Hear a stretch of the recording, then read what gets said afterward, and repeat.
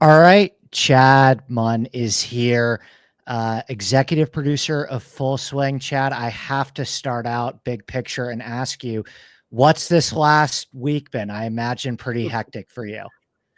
Every time we get to put this out in the world, it's you see where all the gray hair comes from. It's making this show. I go through every phase of like denial, acceptance. As we put these seasons together, every year, my family knows that come Thanksgiving, I'm like super depressed because we're working through all the edits, and I'm like, it's never going to get there.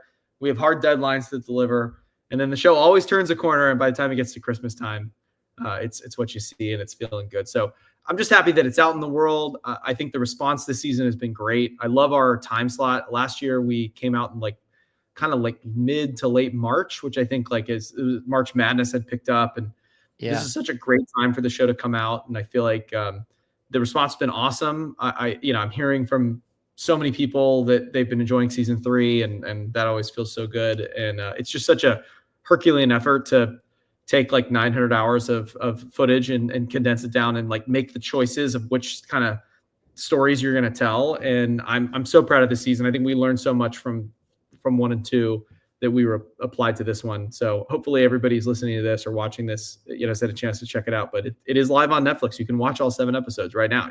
Wait till you finish this podcast, but after that, go ahead and play if you haven't watched it yet. Well, I think that's probably what I wanted to ask you first about season 3. Did you have a different goal for this season? Was there anything that you learned in season 1 and season 2, the process of that and maybe the reception as well, that you said to yourself, "Okay, in season 3, we need to do this differently, or we need to convey this that we didn't get across in seasons 1 or season 2?" Definitely, and that's a great question. I think season 1 we had this idea of like, first off, we have to establish the universe. So we've got to do things like explain what a cut is, which I got a lot of crap for on the internet for explaining a cut a bunch of times, and teach people what a birdie is and what a par means. But that season ended up being really character driven. Famously, we went out of order. We started with the PGA Championship and then kind of went back in time to the Masters in episode 2. And we had this idea that each episode was going to be kind of this standalone, kind of start to finish storyline. And then when we got into season 2, we wanted to create more of a linear narrative. We wanted to build something that kind of started at the beginning of the year and kind of ended at the end with the Ryder Cup. And because of the Ryder Cup, we had these sort of season long story arcs that we could follow: who was up, who was down, who was going to make the team, who wasn't. Season 2 also had the sort of framework agreement announcement, the Yeah. drama of like June 6th, and everything. Every kind of cast member of the show, whether they were on Live or on PGA Tour, had some strong feelings about that, like good or bad. And so we had a lot more cliffhanger episodes in season 2. We had this much more linear narrative. I think that what we learned when the show came out after season 2 was that, like, one, you need endings to storylines. So the fact that the framework agreement like didn't lead to any sort of resolution, it was still open when we started shooting season 3. It didn't really pay off in the way that we hoped for when we do a show like this. I think the Ryder Cup stuff really paid off. So we made a real concerted effort to do the President's Cup in this season. We love stories that have binary results, like win or lose is great. Golf Yeah. is a sport where you've got like a lot of tied for fifth or T20 made cut. It's a great week, but you didn't win. We really need like beginning, middle, and end in these episodes. So I think we really wanted to kind of get back to the basics of season 1 for season 3, and have much more of a character focus again, kind of spend more time at home with people, less time at the golf course, get to know some of these players in a deeper way, that like we did in season 1, and then kind of wrap up with like this big team competition that kind of is the button to a lot of these storylines. So I really think season 3 is kind of this marriage of everything that worked well in season 1 plus the things that worked really well in season 2. And I couldn't be prouder. I think it's a return to the tone of season 1, which Yeah. was such a breakout and responsible for kind of the wave of audiences that aren't even golf fans that fall in love with Full Swing. And certainly the response we've gotten has kind of confirmed that I think we made the right choice. Well, I have to imagine that was one of the challenges too, because it's not like your endeavor here with following and storytelling, with professional golf, it's not really like you can manipulate a storyline the way that you can in typical reality television, right? You can't really manufacture or manipulate the results of a tournament. And so I have to imagine there were often cases during this season where did you find yourself rooting for certain things to happen? Or were there any points of frustration where you felt like you were following and trying to tell a story? You were really getting there with a story. And then the result that you were looking for to kind of close the book on that story or narrative just didn't happen. I mean, how often did you run into that? I mean, that is this show in a nutshell. I can't tell Yeah. you how many times that we have we how many great episodes of Full Swing that we have that are like 75% of the way done, Yeah. because I you can't imagine. you can't really land an episode on a tied for 15th. You have to have an ending. And I think we have a lot of episodes that are sort of beginnings and middles where we've got great access, but without a big result, it's really hard to kind of give that payoff that you need to kind of keep an audience engaged, especially kind of a general audience, which this show is designed for. So, I think of like Pinehurst, great example. Like this was the Rory McIlroy get your, I back was on gonna that ask major, about that. Yep. heartbreaking for us. And not that like Bryson didn't deserve to win. And we love Bryson as a character. Obviously, he's like such a compelling person to follow in the show and to tell his story. But Rory's given us incredible access for the last sort of 3 years, and to kind of be there with him and ride along as he kind of got back to his major winning ways. We were as crushed as he was. And I think the what we've learned is there are a handful of predictable moments of drama in pro golf, and a lot of that revolves around sort of making a team. So, the Ryder Cup, great drama. The captain's picks, great drama. It's a time that I can actually get cameras to a place where I know people are going to be either heartbroken or super excited. Strong emotions are good for the show. So we love those kind of events. For this season, we had both the President's Cup and the kind of Olympic team narrative that Yeah. that gave us a binary answer. It was like you're either on the team or you're not. And so the drama on the course, pays off in a real way.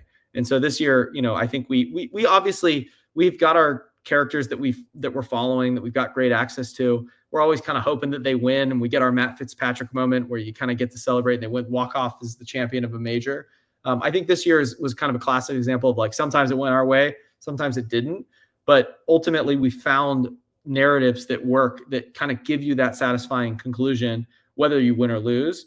And that's why we lean into the Olympic story with Wyndham and obviously Minwoo. We've got the President's Cup and the sort of binary result, win or lose there. The capstone to Keegan's kind of redemption arc, missing the Ryder Cup and getting named captain, and then going and making the winning putt up in Montreal. So it's always a balancing act. For every great story in Full Swing, we've got 10 that are sitting on the cutting room floor that just are waiting for that ending. And that's the burden and bane of my existence. And again, like coming back to why I have all this gray hair.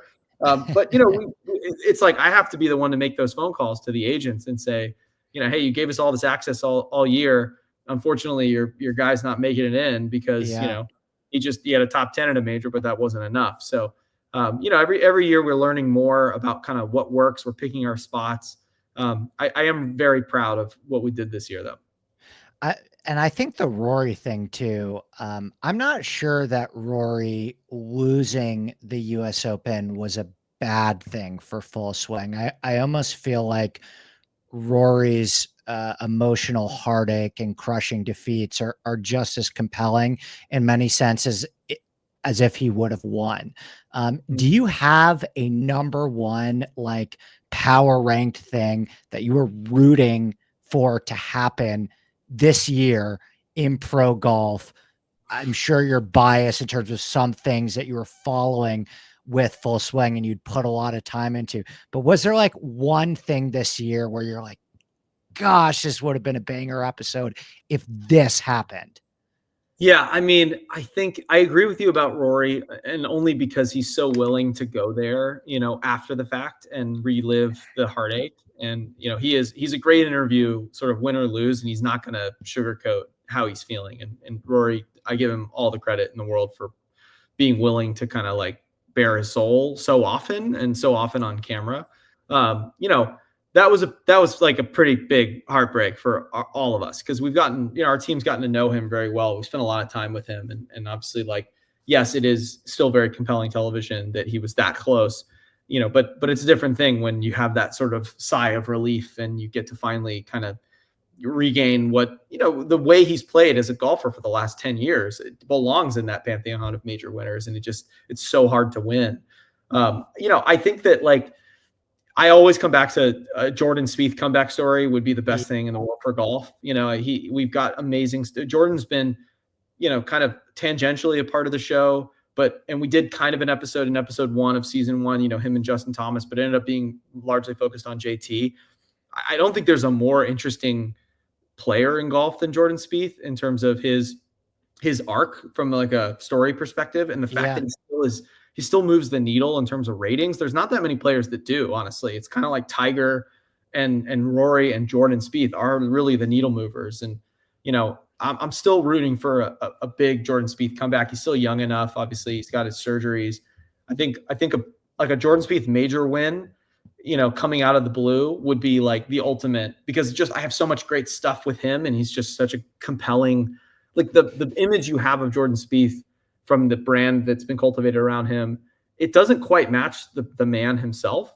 And like, his personality is just so much more dynamic, and he's so much funnier than people give him credit for. He kind of has this golden boy image. And I just, we are constantly kind of waiting for the big Jordan Spieth moment, because, it would be like front page sports news in a way that, like, very few golfers can do. And I think, I'm holding out hope for that for this season. I so agree with you that Jordan Spieth coming back and returning to maybe not necessarily one of the 5 best players in the world, but at least making a serious run at another major would be incredibly high on my list in terms of the things that I think would be amazing for pro golf. I do have to say the biggest thing that stood out to me, and I binged it over the weekend with my girlfriend, and maybe because she was the most engaged, I have to say, when this player was on the screen. But I think you guys have something. I mean, I shouldn't say you. I think pro golf has something long term with Ludwig, and I have to wonder. I mean, what was it like, kind of getting under the hood a little bit with Ludwig, and do you feel like there might be something there in terms of his marketability in the future, in terms of potentially at some point being one of those guys, being a real needle mover in golf in the future? Yeah, I think you saw it when he won at the Genesis. I think you also saw it on the first day of TGL. I think the first TGL event was kind of a blowout, like non-competitive event. But all of a sudden, there's this like hot, tall Swedish guy. And Dan Rappaport likes to joke and make fun of everybody who always calls him the hot Swedish golfer. But he is insanely marketable, and he is such high upside for sort of his brand.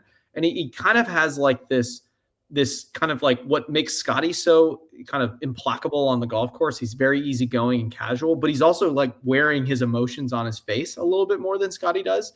You very rarely see Scotty like emoting. And, he hit his bag at Waste Management, obviously. And that's like, yes, Scotty's emoting. But Ludwig has that kind of 5-tool. He's that kind of 5-tool player that shows emotion, that has charisma. He's a tall, handsome Swedish guy. I think he has real potential to be the kind of next breakout star in golf. And the fact that like everybody was chattering on the launch of TGL, they weren't talking about the stadium indoor golf. They were talking about who's this like Swedish guy, because he has a real presence about him. And I think he has everything that it takes to kind of be the breakthrough kind of player that golf's been waiting for. And he's going to go win some big ones. I mean, you see like he's got for it.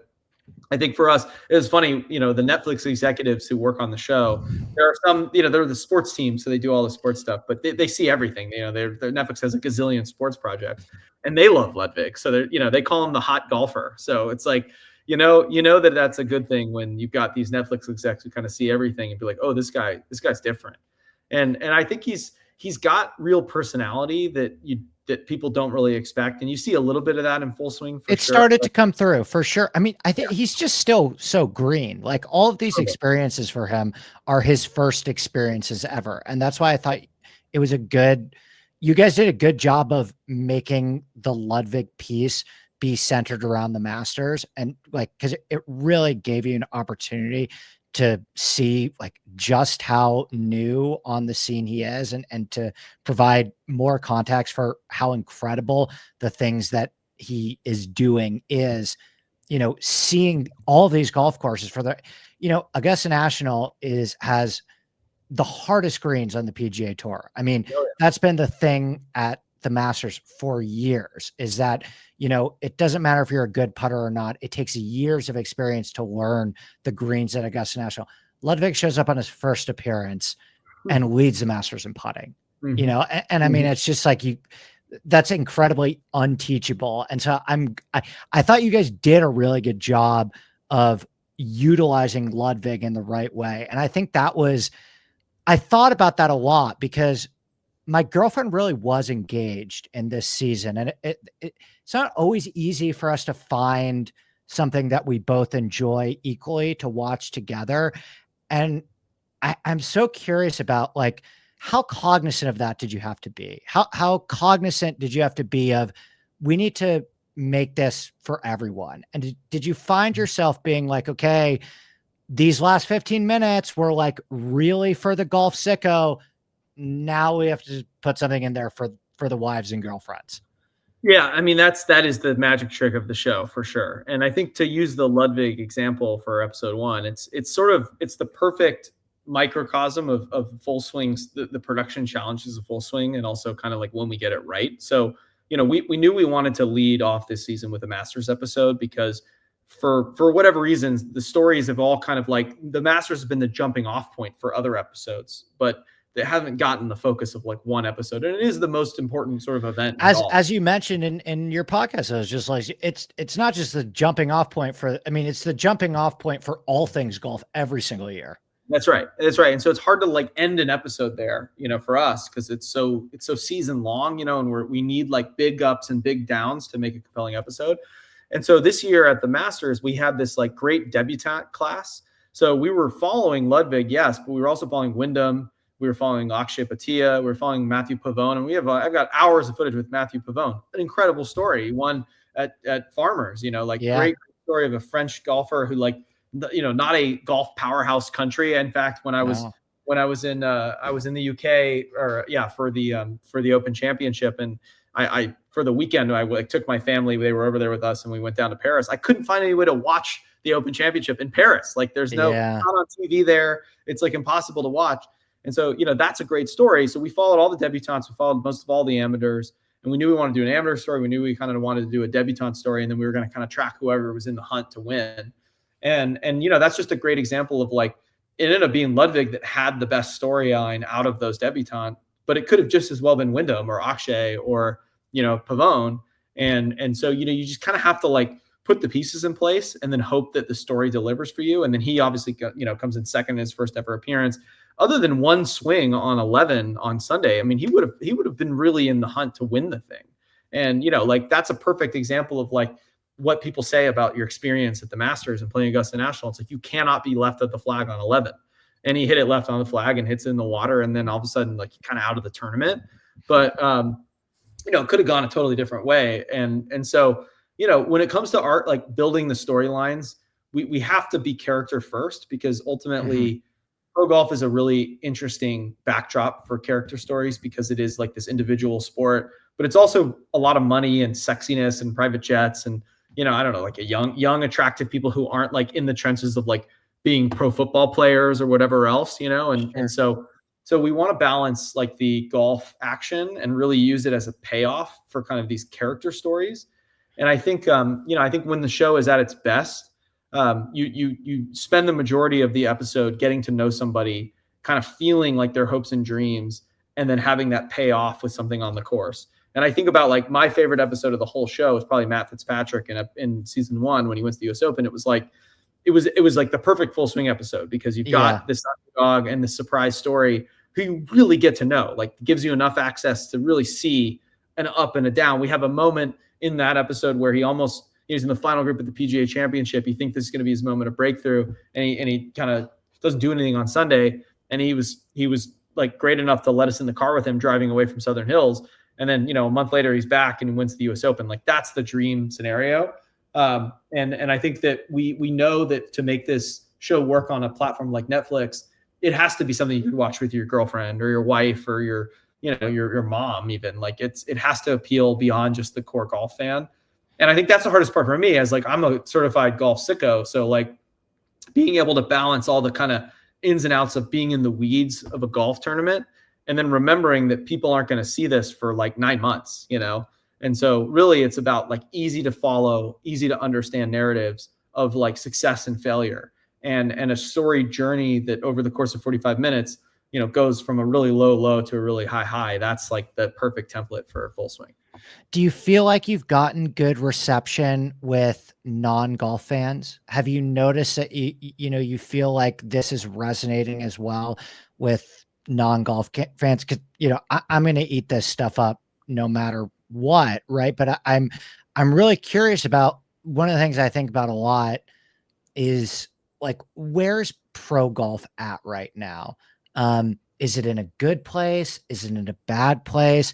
I could formulate some strong arguments for why it's in a better place than people think, but then at the same time, you look at the ratings every week and, there's a lot of things to not be super optimistic there. Like, do you feel like with Full Swing, you've a real opportunity here to, I'll give you the cringiest phrase ever, grow the game. But I mean, seriously, like, do you feel like something like this, and if it's even a goal for you, is really resonating with the non-golfer as well? Yeah, I mean, I think that the show wouldn't have been renewed for second and third season if it wasn't resonating with non-golfers. And the reality of Netflix is, if we got every single golfer in the world, golf fan who watches golf on TV, to watch Full Swing, we would have like a fifth or a tenth of the audience that this show had. And like, the show would have been canceled the first season, So you have to reach beyond that audience, and you have to pull in casual sports fans, and you also have to pull in like reality show fans. You need easy to understand storylines of like heroes and villains, and it's not scripted like The Bachelor. Well, not The Bachelor scripted, but it's not the Kardashians or Real Housewives. But there is like strong emotion from people that you've really felt a connection to, and I think like that's the magic trick that we kind of have to pull off. And I think that the show really doesn't benefit by getting so nerdy around golf, but also like, we want to do justice to all the golf fans who are going to watch it. And so the trade is kind of like, okay, if you're a golf sicko and you're going to watch it no matter what, like, we're going to show you some stuff that you never saw from last year. And you're going to see stuff that is inside the ropes and inside the locker room that no one saw, that's never made the broadcast, that never been reported.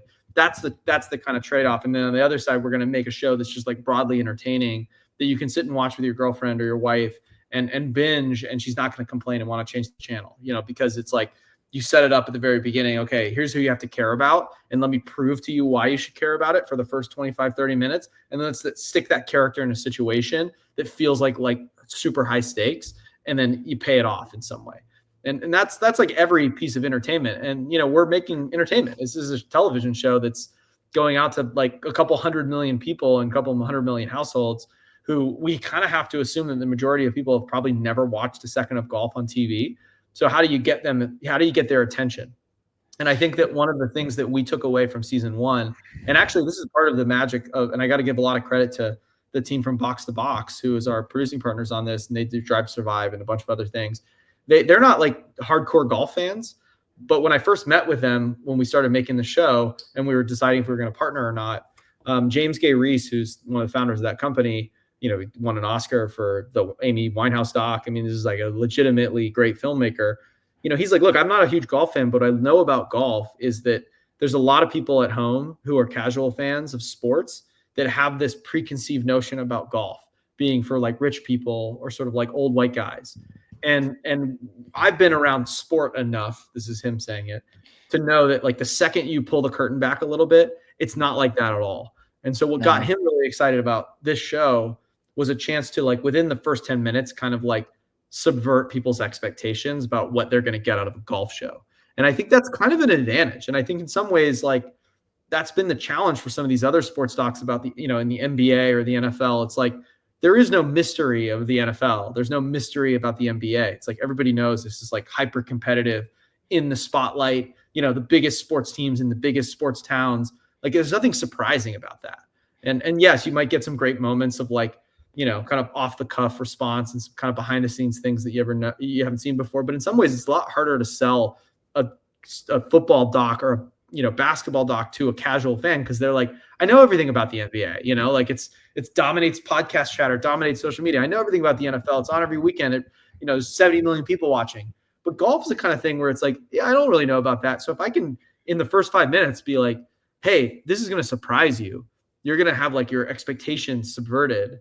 You're kind of like, okay, I'm along for the ride. And it's our job to kind of keep you along the ride and keep teasing you and bring you into the next thing and just kind of carry you through the show. And it always surprises me, like getting, personal notes from people. I've made a lot of different television shows. I've had like over 50 credits as an executive producer and made everything from true crime to food shows, whatever. And the barometer for me is always like, do people from my high school text me? Yeah. Like, and this show, more than anything else, more than the David Chang food shows or the giant talk shows I've done, like the true crime things that go viral, like this show has been the one that gets my high school people I've talked to for 25 years being like, I saw your name at the end of the show. I didn't even know you like lived in LA, kind of thing. It has struck a chord. And I think it's that mix of kind of subverted expectations with a relatable kind of more human cast of athlete, because, they're not surrounded by a comms apparatus that you would have on a Major League Baseball team or a NFL team. In some weird way, like I think our show is not for golf sickos, whereas like all these other sports docs kind of are for like fans of the team or fans of the sport. It's sort of a testament to the creative team that, we have on this show, that they're able to kind of walk that tightrope. I'm really fascinated. You just made me, because I wanted to get to this at some point, and you just made me think of it too. We're both in a somewhat similar position because, both of us have. I started my company 60 days ago. I launched January 1st. And my company, I'm really curious to hear what you have to say on this as well, because for you to start a company as well, you must feel pretty bullish in where golf is going right now, or that there is a much bigger future in golf in terms of the appetite that people may have for not just playing golf, but pro golf as well. And like for me, my company we cater to gamblers, right? Mm-hmm. So the company that I own, we break down golf courses every single week and provide like the most in-depth level of analysis for gamblers on who is going to win a golf tournament based on the agronomy of a golf course and embracing advanced analytics. And I have to say to you, I mean, this is going to sound like a very humble brag, but the appetite for that, and I don't know if it's the gambling bubble, has like blown me away in the last 60 days. Like we had projections for this company and we blew through them in like a week. And I've been doing content and talking about golf courses and talking about who's going to win golf tournaments for 5 years. And the appetite for what I'm talking about and has been like nothing I've ever seen before in my career of doing this. Something about 2025 where it just feels like there is a really huge appetite right now for pro golf. And I don't know if it's my gambling bubble where I just got it right by going all in on gambling, and gambling is the thing that's the boom, and it's not necessarily pro golf that's a boom. But I have to imagine for you with Pro Shop as well that you saw something here in terms of golf being on the rise, right? And you Yeah. made a massive investment on the concept that there is an increasing appetite for golf, whether it's golf gambling, golf fashion, YouTube golf, playing golf, watching other people play golf, or watching professionals play golf. Do you feel like it's just maybe my bubble, or do you feel like there is a much bigger appetite for pro golf and maybe other forms of consuming content around golf. Yeah, I mean, listen, I wouldn't be doing this if I didn't believe that, but the numbers really bear it out. I mean, golf as a participatory hobby slash sport has never been healthier. And we're seeing sort of record numbers of participation, kind of across the entire ecosystem of golf. People these days, like particularly kind of young people, whether it's like Gen Z or millennials, it's like you have so many demands on your attention, and people want experiences. And golf is this thing where it's evolving from being just this hobby to like a lifestyle for people. Yeah. I think culture is catching up. And the reference I made that I make a lot is a little bit like the way that what I would call like hoops culture. So we talked about the NBA a lot, and actually part of the founding pitch for Pro Shop to the tour was like the NBA did a really good job of kind of putting itself at the center of the intersection of basketball and culture.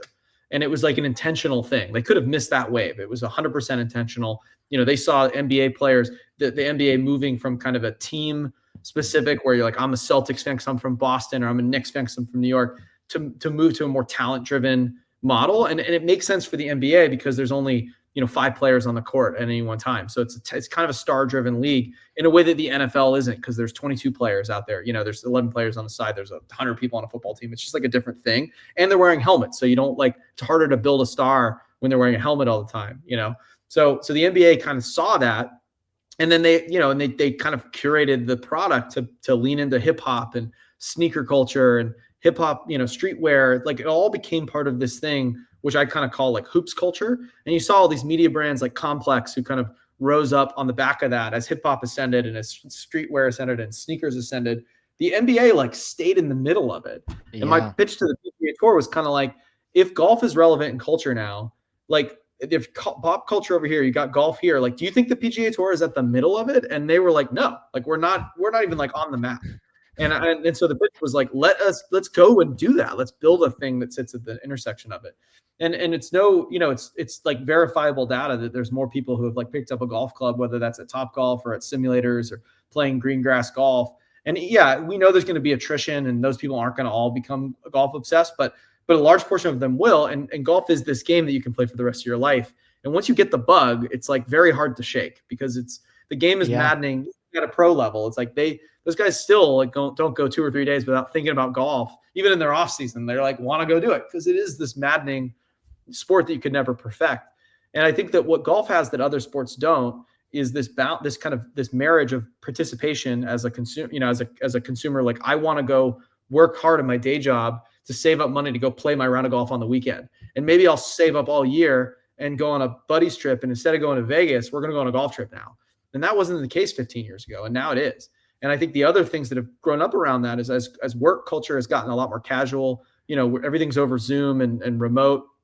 You don't get dressed up anymore. How do you express your identity? It's it's not going to the office. It's going to play golf. What you wear to the golf course is part of your identity now. And it's part of your identity creation. And golf offers so many different subsets of micro identities. There's the Malvin golfer. There's the foreplay golfer. There's the betting golfer. It's and so it's just a really robust consumer market where, it sounds cynical, but people don't mind being sold to in golf, because it is kind of why you work. So if you work hard and you grind away at your day job, you get to go play golf, and you get to buy that new driver. You get to buy the cool new FootJoy collab that you've been eyeing or whatever. I remember being, before all this wave, when I got a new bag, I'd be so pumped. I would wash all my clubs, and I would put the irons in the right spot in the bag. And it just curating the look of my bag meant a lot to me as a better player. I wanted to show up on a driving range and people be don't even see me. Yeah.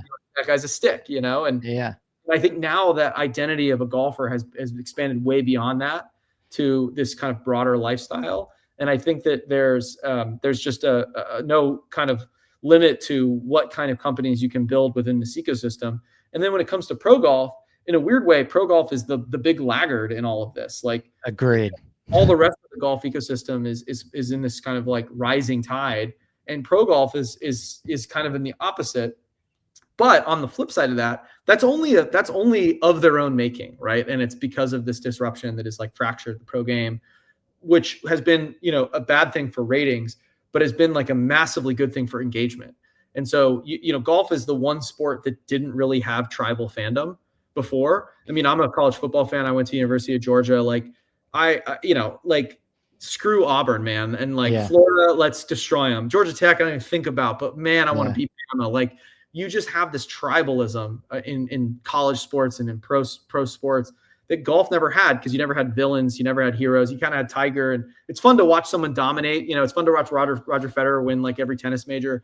It's fun to watch Tom Brady because he's like a great, but golf needs tribalism. And I think that as much as the fracture has hurt sort of the ratings, I think one, that's a little bit overblown, because so much of golf ratings is dependent on like the weather. If the weather's bad in the Northeast in this time of the year, the ratings are really high. If it's really sunny and warm on the weekends, then everyone's out playing golf, so the ratings are low. And it's like, and I don't know if like a merger of LIV and the PGA Tour is all of a sudden going to be this panacea that the ratings are now like it's competing with the NFL, But what it has created is this hyper engaged 1% of the fan base that just has really strong tribal opinions either way. And there's so much chatter. I mean, look at like when you probably started doing this, like nuclear golf wasn't a thing, and like flushing it wasn't a thing. And now you've got like these warring tribes for attention in this, and it's very easy to engagement farm in golf. Probably easier than like it ever has been. Oh yeah. Because you didn't have like red meat to throw out to people, as you do now. And I think that I think that the 1%ers who are the hyper engaged fans of pro golf are probably more engaged than they've ever been. There's more outlets for them to engage with it. There's more ways to, gamble on it. There's more things to argue about and fight about. And I think that's ultimately like going to be a very positive thing for pro golf down the road. Now, I'm not saying that it's going to be an easy solve and that all of a sudden the ratings are going to come back, but I think that like it's always your whales that drive. I mean, you're a gambling podcast. Like your whales are what drive 100% of, like 95% of your revenues and the activity. And I think that pro sports has always been subject to like talk radio arguments of like bad trades and the coaches got to go. And, like every college town's got the local radio station who's like talking about the game. And, golf's never really had that. But now you have this like passionate 1% that's going to like consume it and argue about it and fight about it.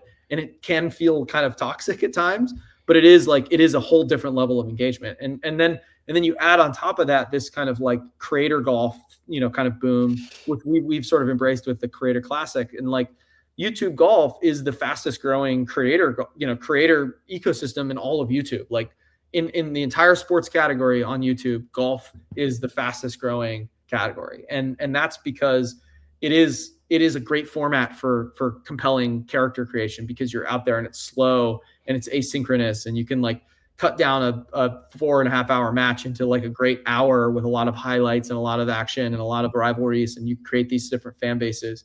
And then it's also a thing that you can go and do yourself. So you can like live vicariously through one of these YouTubers playing a golf course that you've always wanted to play, and then maybe save up your money and go and play it yourself. Like I can't go and kick field goals at Sanford Stadium and throw a touchdown pass, like I'm a Georgia Bulldog, but I can go play at TPC Sawgrass if I, save up the money to do it, or play at Pebble. So I think golf has this unique, there's something really unique about it. And my big insight, I guess, or our big pitch was like, it's an industry that is largely dominated by like these very old businesses that are very entrenched, that have been doing it the same way for a long time. And part of my, I think, advantage with Full Swing was I was an outsider. Like I was a golf sicko. Like I could nerd out with the best of them, go deep on like Jadon Blake or 90s golf. Yeah. But I was an outsider. And once you get into the world of golf, it's the same like 300 people kind of running the show across every governing body and every sort of company and every kind of thing, and broadcasters. There's pockets of really innovative stuff, but it is a kind of industry that's ripe for new entrants to come in and bring something different. And so I think that was an advantage for me with Full Swing, because I didn't have like 20 years of experience with all these players, like saying, oh, yeah, I remember when you were at Golf Channel. Like I didn't have that. I was just like the guy who made TV shows, who happened to love the sport and be a big fan. And I think that we're trying to take that ethos of outsider disruption, but now that's like been verified by stuff that people actually care about, and build a whole company around it. Yeah, I had the same experience, man. I mean, I'm an architecture guy, right? So like I grew up playing competitive junior golf, and then my first internship out of college was I worked at Golf Digest as an intern at Golf Digest, and my job at Golf Digest was inputting the golf courses for the ratings into a spreadsheet. So, like, Golf Digest has their top Yeah. 100 list or whatever. And so my job is working for Stephen Hennessy there, who does a great job with their panel. And I would literally uh, look at the reviews and put them into a spreadsheet and like, okay, this golf course has 57 reviews. And so, almost unintentionally, I developed this like encyclopedic knowledge of golf courses, right? Mm. And then at the same time, Golf Digest was like, PGA Tour's starting to have these partnerships with sports books. Like, we have to cover gambling. Like, it's only a matter of time before gambling is going to be heavily, heavily integrated into the broadcast, right? And you saw that in the next couple of years. And I happen to just get really lucky Mhm.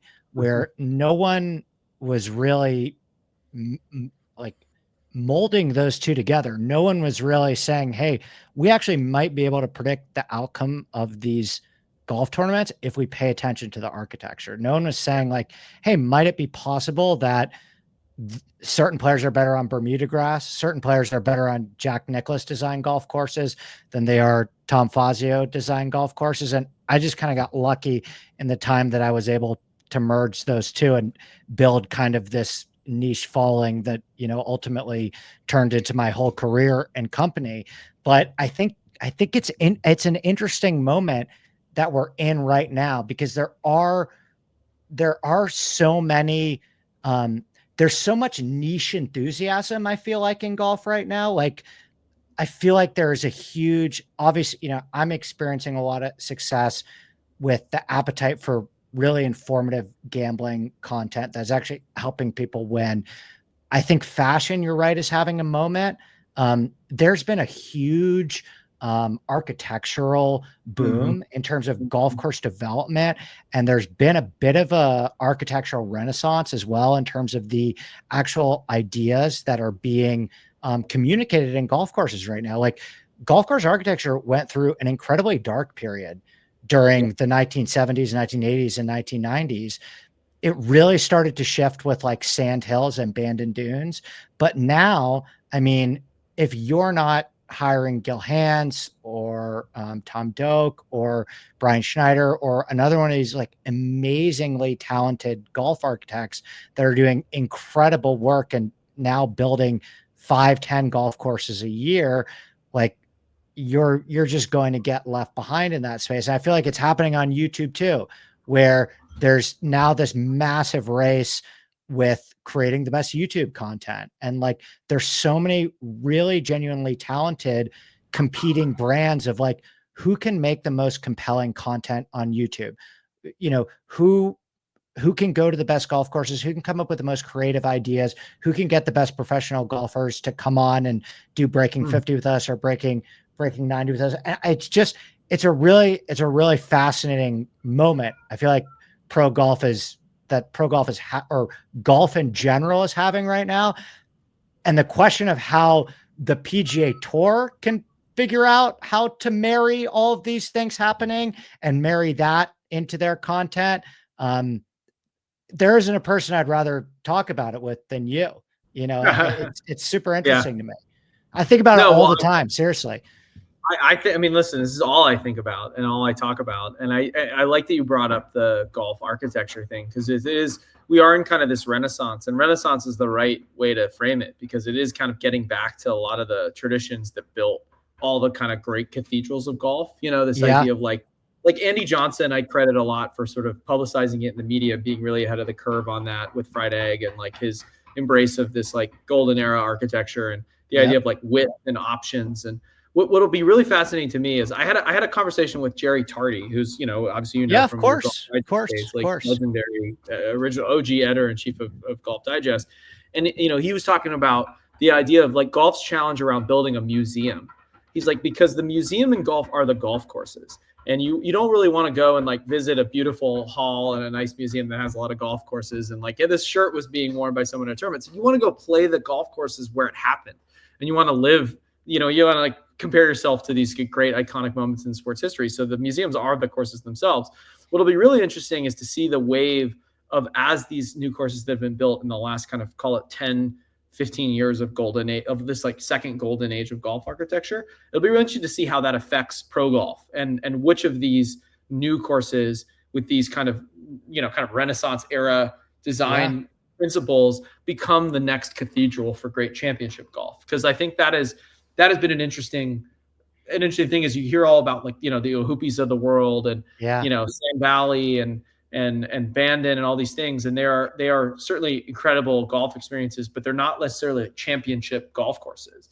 And Right. the way that pro golf is kind of you have to architect a course for championship golf is very. I mean, Aaron Hill's perfect example, right? Like Yeah. Aaron Hill's spectacular golf course that I would love to play like every single day, and just got absolutely demolished, because it was wide and and it is it will be interesting of which of these courses become the next like Riv or the next Marion that become that marry the kind of golden age principles with like modern championship golf.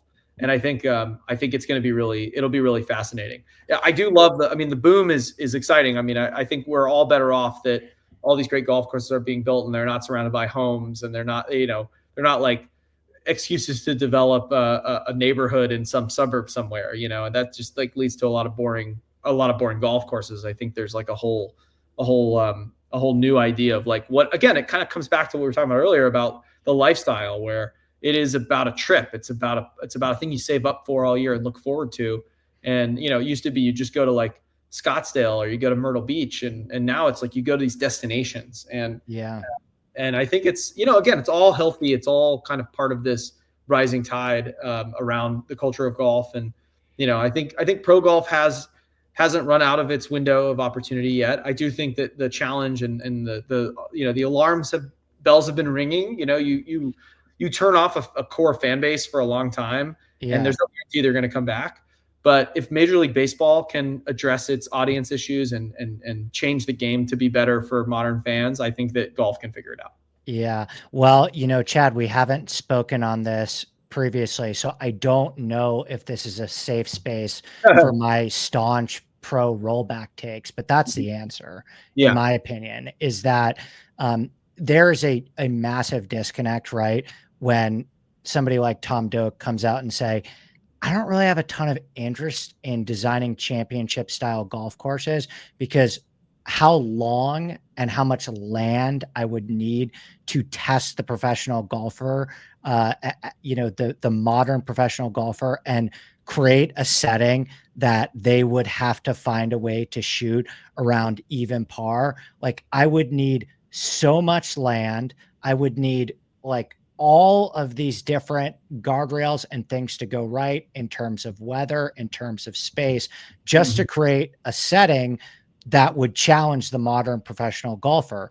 And so, I do think it is a little, there is too much of a disconnect now where all of the greatest golf course developments that are happening right now, like the golf course that Tom Doak is building right now in North Texas, right? Mhm. Um, I Childress Hall, I believe it's called, Mhm. right? And I'd spent a lot of time on Club Atlas, and Tom's like, this is my sandhills. This is the greatest. It's the greatest golf course inland golf course that I've ever built, right? And there's not a chance in hell that the vast majority of it's a billionaire club, right? There's not a, 0.00001% of the population is going to see that golf course, and 1% of no one's going to see it on TV ever, right?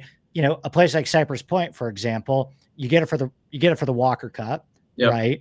And but there's not a chance in hell that's going to host a pro No. event with the way that, or National Golf Links of America is never going to be on television. None of the cathedrals and none of the new places. So we do need to marry that in some way, and I do think that rolling the golf ball back solves a lot of those problems.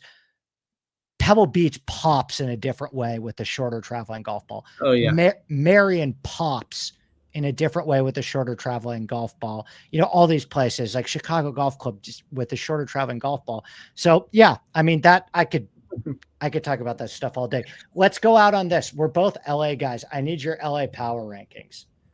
This Um, is a big, I mean, we could go in a lot of directions here, but there's obviously kind of like a big three that I Yeah. think everyone thinks about. So I want to hear your order on those and then round out the top 5 for me. And I guess my criteria for me would be all of it, right? Like I'm not telling you rate the architecture of this golf course. I'm telling you I want the day, the entire experience of it. Um, the vibe, the atmosphere. Obviously, the golf course plays a major role in that as well. But let's go out on your LA power rankings. So for me, unquestionably, number one is Riv. I think Riv is, if you were gonna like point a gun to my head and say you can only play one golf course for the rest of your life and you got to play it, but you can play it every single day. I think Riv maybe is up there of any golf course I've ever played, and it happens to be in our backyard. So I think hands down Riv is the answer. From a hang perspective in a day, it's not quite like the best hang in the world. It's It's you know it's yeah, it's there. I mean, it's kind of it's corporate. I mean, it's it's a little corporate, but I mean, I think the golf course overcomes any of the sort of sure. corporate nature of it, just because of the setting and the fact that it like tells you exactly what you have to do on every single tee box. It's not tricked out in any way. It's probably the least tricked out golf course I've ever played. And it's the kind of golf course that you can host a PGA Tour event every single year there, and the winning score is not going to be any better than like 10 or 12 under par. And then if you host a US Open there, all you do is grow the rough up and firm out the greens, and the winning score is going to be like one or Yeah, two. yeah. So it is like that is a special piece of architecture to be able to do that. And then, I'd say second on the list would probably be for me, maybe a surprising choice. I'd probably go Hillcrest. I think like the Oh, Hillcrest, Hillcrest rules, man. And the, seriously, the, like Kyle the, Phillips is Mhm. so underrated. I was just at Cal Club last weekend. I mean, and he did a renovation at Hillcrest as well. Slaps. Like truly Yeah. unbelievable work. Yeah. Oh, Cal Club. Don't even get me started on Cal Club. It's probably the best national membership in the world. I, Like I you're love that 7 minutes place. away Yeah. from 7 minutes away. Were you the one who tweeted I 7 minutes tweeted away that. from? Yeah, I Yeah. tweeted that yesterday. The I was first time there this weekend. Yeah. I saw it. Yeah. The first time I went to Cal Club, I was shocked by how close it was to SFO. And, SFO is 1 5-hour flight away from New York City or from Atlanta or from It's wherever the you live. best. So It's the it's best. incredible. But yeah, Hillcrest, I think, is from a conditioning standpoint and and just a challenging, interesting golf course that has views that rival LA North, which is just Hmm. across the street, essentially. I think my money would be on Hillcrest. Not to like say anything bad about LA, because I do love LACC. And the North Course is shockingly different from what you expect. LA, of all the private clubs, it's the most traditional. It's kind of the most East Coast in terms of the vibes. There's no Hollywood people there. Yeah. It's like very traditional country club aesthetic. Doctors, lawyers, commercial real Exactly. estate, investment Finance people. bankers. Yeah. Yep. Yeah. Exactly. But what's cool about LA North, and I'm not making LA my third, by the way. I have a different answer for Okay. that. But my commentary on LA is the I've never been to a place where the vibe of the club itself is so different than the vibe of the course itself. The Yeah. personality of A the good golf course, one. it's Yeah. so brawny and it's so raw. There's parts of LA North that feels like you're in at a like a state golf course. Yeah. It, it's not manicured in a way like you would expect that club would be. It's got teeth. It's brawny. It's sort of rugged. There's a ruggedness to it. Yes. Yes. Feels like you're on a hike sometimes, and that's like I think that's super cool. So I got to give like LA North's credit, but I would say Lakeside is my third on the LA Power Rankings, and I would put Lakeside over Bel Air because I think that Lakeside's golf course is just more right out in front of you, and it doesn't have the history of Bel Air. Most people have never even heard of Lakeside.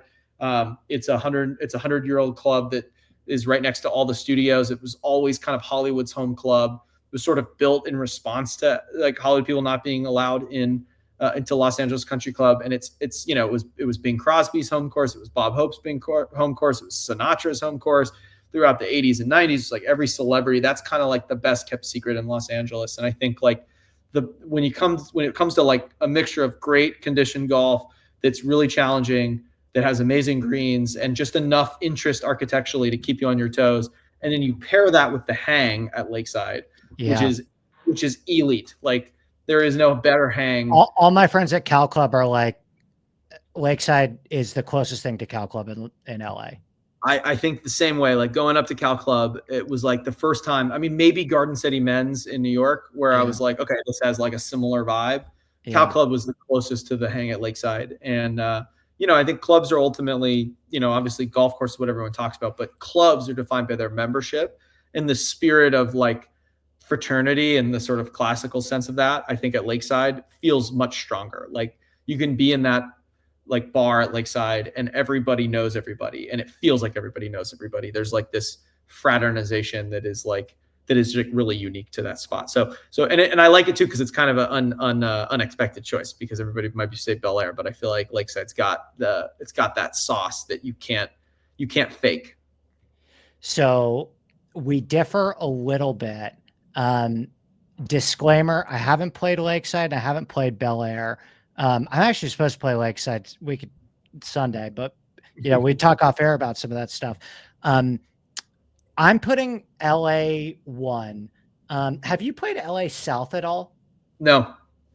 LA South freaking rules. And it really does. It's a Gil Hanse original golf course that obviously gets overshadowed by its big brother, but it's a totally different vibe. It's a really fun golf course with a lot of drivable par fours. It's an awesome everyday golf course that I think is really loved and embraced by its membership, given the fact that LA North beats you up a lot, and LA North is the one that tends to get overcrowded with a lot of guest play. And so a lot of the members really love and cherish LA South. My affinity and love for LA South, I think probably puts LACC slightly above Riviera. And at least LACC still has like junior members, like great junior golfers at LACC.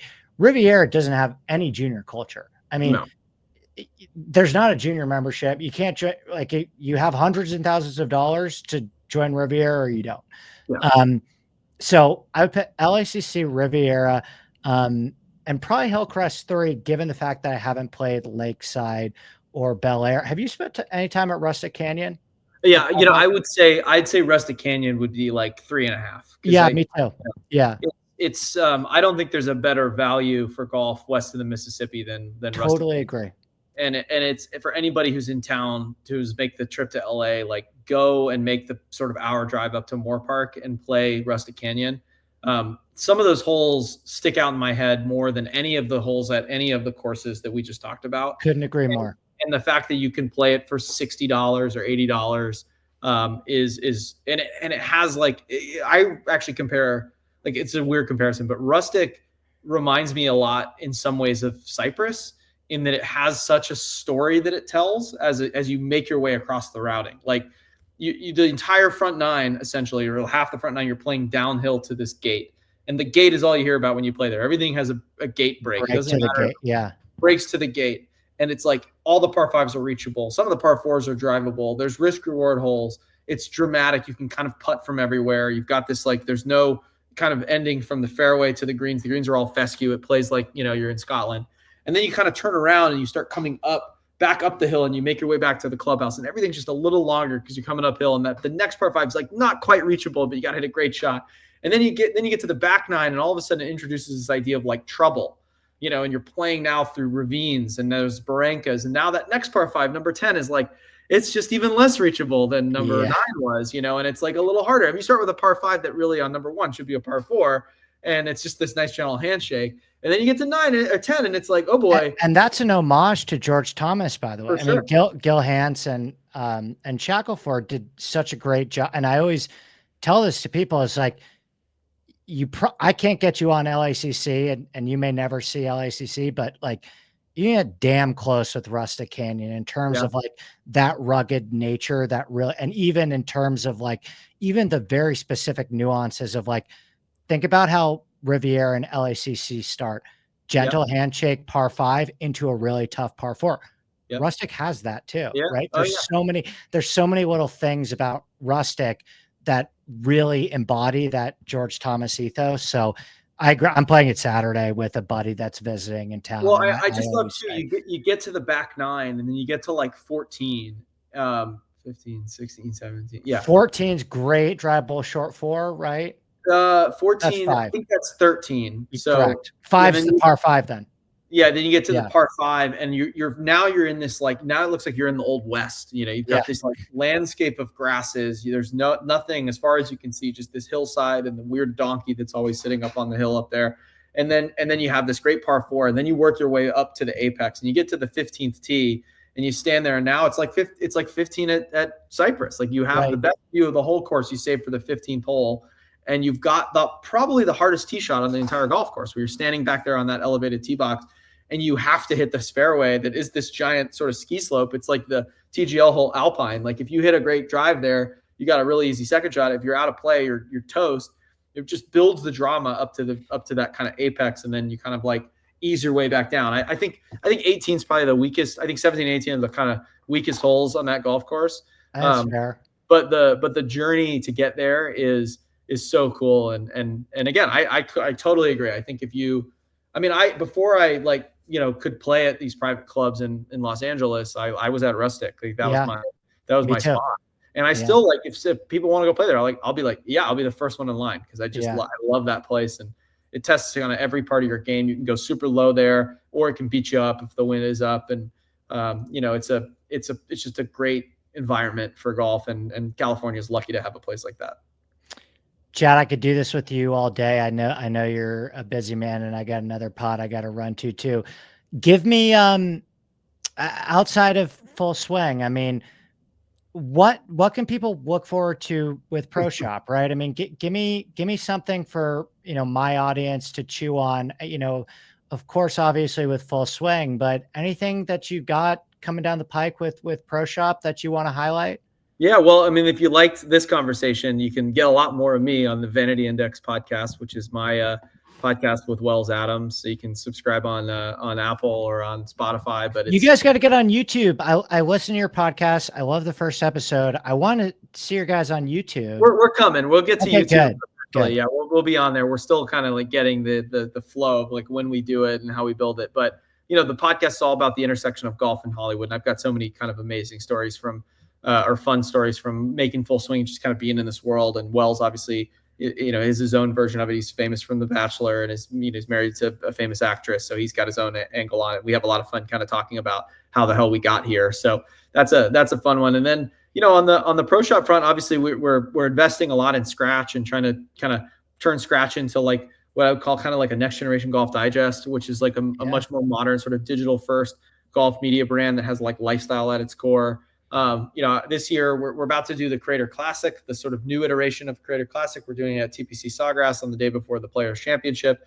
Last year at Eastlake was the first time that I think fans got to see all the sort of top YouTube creators all in one place, like playing in a PGA Tour event, basically like inside the ropes with exact, 12 hours before the tee times for the first round. I can't believe that the tour is letting us do another one at the Players of all places, which is going to be epic. And we've got another one at Truist for at Philly Cricket Club, and then back at Eastlake at the end of the year. And then there were sort of two projects that were my three I would say lifelong dreams to do. One was a doc series on pro golf, and I got to do it with Full Swing. The other one was Happy Gilmore 2, which I got to do this year, and people will see this summer when it comes out, and I got to be a producer on that movie. And the third one is the Skins Game. You're in gambling. I grew up watching the Skins Game. That was my Thanksgiving tradition. I remember my earliest memories of watching golf wasn't watching the Masters. It was watching the Skins Game with my dad on Thanksgiving before the football or after the football. And I'm bringing it back this year. So Thanksgiving weekend, we'll be back on the air with the Skins Game. And I think I'm eager to put my creative stamp on a live golf tournament, like a real golf tournament, and something that's designed to be like real golf on TV with the best players in the world competing with really high stakes. And I think, they're giving me a chance to do it. So I'm excited to bring that back to life. That's the thing that's keeping me up at night, and the thing I'm most excited about. Awesome. Well, I will be following from the sidelines and cheering on every single one of those endeavors.